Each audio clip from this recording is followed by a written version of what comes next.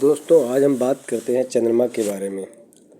चंद्रमा हमारा कमज़ोर है या चंद्रमा हमारा ख़राब है या किसी ग्रहों से पीड़ित है, तो इसको कैसे सही किया जाए।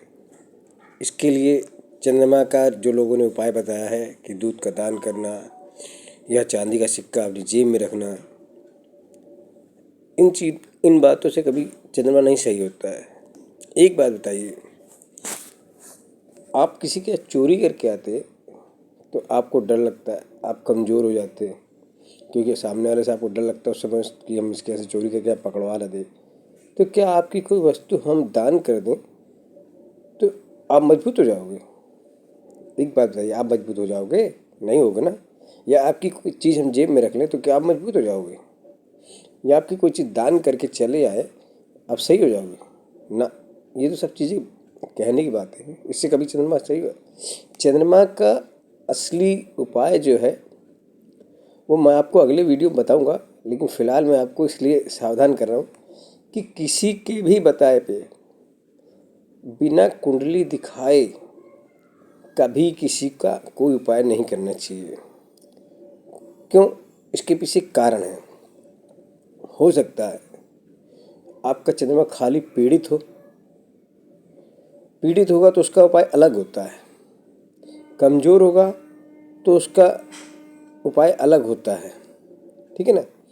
और खराब भाव में बढ़ा तो उसका उपाय अलग होता है। बिना कुंडली दिखाए किसी भी ग्रह का उपाय कोई नहीं कर सकता। बशर्ते ये बात है कि तुमसे अगर दान कराया जाता है तो उसका फल हमको मिलता है, लेकिन चंद्रमा की वजह से नहीं मिलेगा। जैसे हमने किसी को कोई चीज़ दान कर दी तो ये हमारे पुण्य खाते में भगवान लिख लेता है कि इसने किसी को भोजन कराया।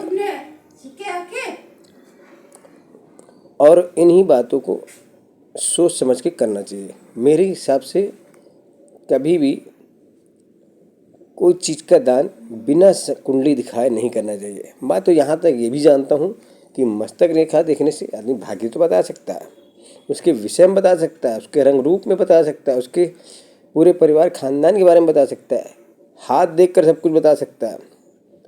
लेकिन जो असली उपाय है वो कुंडली से ही होता है। जन्म की कुंडली में ही पूरा कुछ विस्तार से लिखा रहता है। बशर्ते कुंडली पढ़ने आनी चाहिए। जो कुंडली पढ़ लेता है वही उसके बारे में सटीक उपाय बताता है। अब मैं नहीं जानता कि कोई किसी का दान करने से या किसी का कुछ करने से उपाय हमारे फलते हैं। लोग शनिदेव के मंदिर जाते हैं, तेल का दान कराते हैं। ठीक है, दान करो, अच्छी बात है। तेल का दान करना कोई गलत बात नहीं है, बड़े बड़े विद्वानों ने कहा है, बड़े बड़े शास्त्रों में लिखा गया है। लेकिन ये बताइए, मैं ये पूछने के लिए आपसे एक सवाल पूछना चाहता हूँ कि आप जुर्म करके आते हो, मैं आपकी वस्तु किसी और को दे दूँ जाके, तो आपको बुरा लगेगा, अच्छा लगेगा? एक तो मैं गलत काम करके आया, ऊपर से आपकी वस्तु उठा के मैंने दूसरे को दे दी। यही कहा ना, शनिदेव महाराज को तेल प्रिय है, काले तेल प्रिय हैं, तो उनकी वस्तु मैं उठा के किसी और को दे दूं तो शनि महाराज मेरे ठीक हो जाएंगे? ऐसा नहीं है। जब तक अच्छे विद्वान को, जिसे कुंडली पढ़ने आती हो, कुंडली नहीं दिखाओगे तो उसके बिना आप कभी किसी के बताए हुए उपाय अपने आप ना करिए। ये मेरी आपसे सलाह है और हाथ जोड़ के विनती है।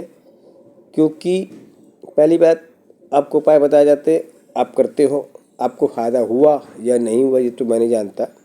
मैंने देखा है और मैंने खुद आजमाए भी हैं, वही मुझे आज तक रिजल्ट नहीं मिला। मैंने जो उपाय, मैं भी पहले नहीं जानता था इस चीज़ के बारे में, जब मैं कुछ सीखा भी नहीं था, इस बारे में जानता भी नहीं था, मैं खुद उपाय करता था। कभी कभी मैं चोट भी खा गया था इस चीज़ से। इसलिए मैं मजबूरी में सीखा कि लोगों को सावधान करना है कि क्या कैसे उपाय होते हैं। जो उपाय वास्तविक हैं वो कुंडली पढ़ने के बाद ही समझ में आते हैं। चंद्रमा का दान या किसी का दान करो उनकी चीज़ें। अगर करते हो कोई बात नहीं, अगर आपको इच्छा है कि आपको लगता है तो ये सोच लीजिए वो चीज़ से फ़ायदा नहीं है, वो तो आपके पुण्य का खाते में चला जाएगा। जो आपने दान किए, दूध किसी को दान कर दिया, एक पुण्य हो गया, ये आपके पुण्य के खाते में चला जाएगा। लेकिन आप ये सोच के कर रहे हैं किसी मेरा चंद्रमा सही हो जाएगा या शनि को तेल दान करने से मेरा शनि सही हो जाएगा, तो ये चीज़ें नहीं हैं। उनको सही करने के लिए कुछ दूसरे उपाय होते हैं, वो कुंडली में लिखे रहते हैं। बशर्ते मैंने कुंडली को देखा। अभी मेरे पास एक ऐसे ही कोई व्यक्ति आया, कहता है कि मैं बहुत परेशान हूँ और घर में झगड़ा होता रहता है, माता जी से मेरी नहीं बनती है। मैंने तो क्या करते हो?